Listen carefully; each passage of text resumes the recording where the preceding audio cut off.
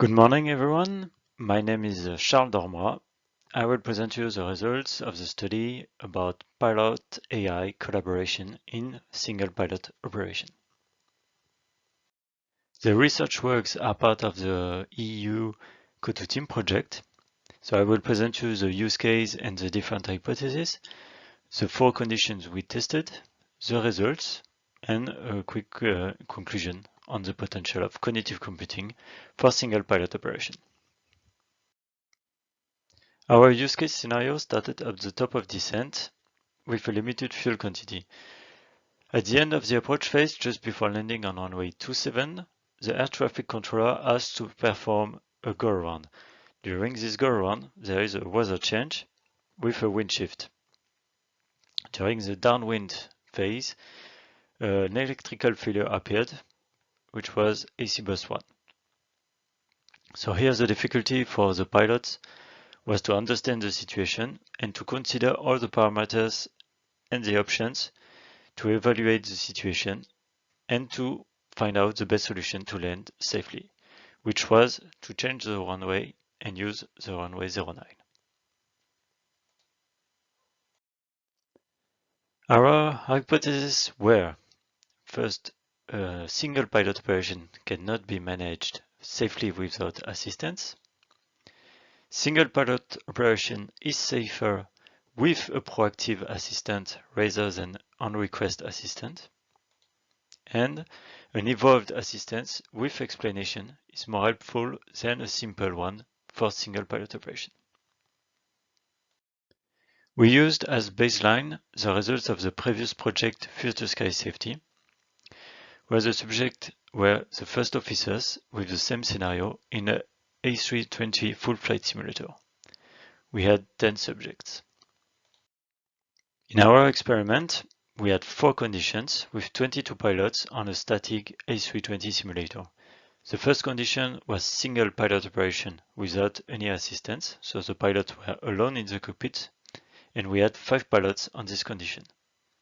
The second condition was single pilot operation with cognitive computing on request only, which means that the pilot could ask the assistant any questions and the assistant can answer to all requests, but cannot give any explanation nor justification. And we have 5 pilots on this condition. The third condition is with a simple but proactive cognitive computing assistant that can also answer to all pilots' requests, cannot give any explanation or justification, but this time the assistant could also give information to the pilot without pilot's request. And the last condition was an evolved proactive cognitive computing teammate, which can answer to all requests, but also to provide information to the pilot without request, but also provides explanations to all the information he can provide. And we had 5 pilots on this last condition. So as an example of cognitive computing assistance without explanation, if the pilot asks, why can't I not land on runway 27 anymore? The assistant answered only runway 27 impossible to land. And the simple version of the cognitive computing assistance provides a summary of the inoperative system present on the ECAM by voice and also in augmented reality. Examples of evolved explanation are unable to land on runway 27 due to runway contamination and tailwind on runway 27. We need to reevaluate the landing. The evolved version also could provide a summary of inoperative system and indicate the effects on the flight, like no automatic braking, we have manual braking, reverse 2 only on the same side as the crosswind, risk of lateral runway execution, and we have to anticipate the flap extensions. It was also able to provide a 4-deck decision-making model applied in aeronautics. So the cognitive computing assistant was done in Wizard of Oz. It was simulated by a human without the participants being aware of it. And with this method, we could evaluate the potential of cognitive computing without developing it. The interactions with the pilot was done in natural language and augmented reality HoloLens to provide additional information like the summary of the inoperative systems. So we had 22 pilots. The mean age of the pilots were 36 years old. The mean flight hours on A320 for the pilots were 3,150 flight hours. And we had 18% of female pilots and 60% of first officers. So we measured the workload of the pilots with the NASA TALIS questionnaire, and the flight scenario was intended to induce high workload to the pilots. And what can be observed here is that we have a slight increase in all four conditions for the overall workload as well as the mental demand compared to the baseline of true crew operation. Another interesting result with the NASA TALIS questionnaire is that in the second condition with the assistant on request, the pilot estimated their performance as the highest. So we also evaluated the situation awareness of the pilots during the scenario with the SART questionnaire.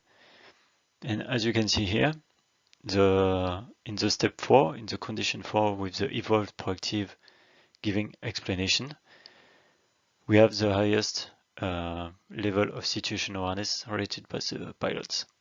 And we obtained the same results with the benefits questionnaire, where the question was gave the CCT a better situation awareness, and they mostly completely agree in the step 4 compared to the other steps. We looked also at when the pilot became aware of the low fuel and mayday situation. And as you can see, in the step 1, all the pilots understood the mayday situation after the go-around. But in step 3 and step 4 with the proactive assistant, they mostly all understood before the go-around. We looked also at the number of landing performance calculations done by the pilots. We can see that in the first step, when the pilot had no assistance, they didn't take the time to perform landing performance calculations. But with the assistants, they all used the assistant to perform the landing calculations. Here on the right, we can see that the results of the landing performance calculation for runway 27 and here for runway 09. So we looked at the pilot's decision making, and here we have the pilots who landed on runway 27, so the pilots who didn't make the right decisions. So they all are in step 1 and step 2. Here we have the pilots who landed on runway 09, so they made the right decision without help or before they received help from the cognitive computing. So we can see that we have pilots in the 4 conditions. And last, we have the pilot who chose to land on runway 27, but the cognitive computing assistant proposed to evaluate the landing on runway 09. So at the end, we can see that without assistance, only 20% of the pilots understood the situation and made the right decision. With our on-request version, 40% of the pilots made the right decision, but with the proactive versions of the CCT, they all made the right decision. But the understanding of the situation, we can see that all the pilots in step 1 and step 2 who made the right decision understood also the situation completely, but with the proactive versions, not all the pilots who made the right decision understood the situation. And in fact, with the explanations in step 4, one pilot did not understood the situation, but the Wizard of Oz didn't give the explanation to him. So that's one of the limits of the Wizard of Oz. Interestingly, we found the same result with the SAT questionnaire about understanding. We can see that the lower score is obtained in step 1.